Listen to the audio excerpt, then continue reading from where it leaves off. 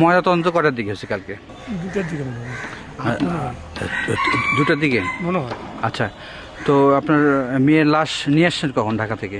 10টার দিকে মনে হয়। সকাল 10টায়? না, রাত। ও, রাত রাত মানে 9টার দিকে নিয়ে আসছেন। তার কি তার কি ইয়ে করা হয়েছে? পারিবারিক অবস্থানে তার কি দাফন সম্পন্ন করছেন?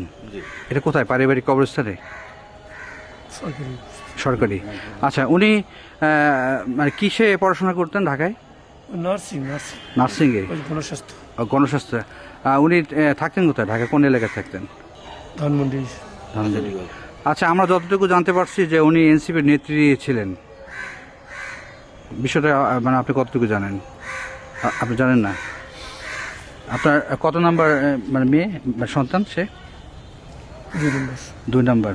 আপনি কি মানে অভিযোগ না, না। মানে কারোর উপর কি এখানে কি অভিযোগ? এখানে কি আসতে পারে?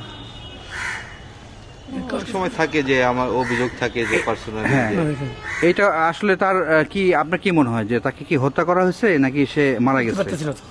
কিছু বলতে পারছেন না? ময়নাতদন্ত কোনো রিপোর্টে না, পাওয়া যায় না। প্রকাশ করে নাই না? ময়নাতদন্তের রিপোর্ট পাননি, নেননি আপনারা নাকি তারা দেয়নি? দেয়নি। ঢাকা থেকে ময়নাতদন্তের কোনো রিপোর্ট দেয়নি আপনাকে? আপনি কি চেয়েছিলেন?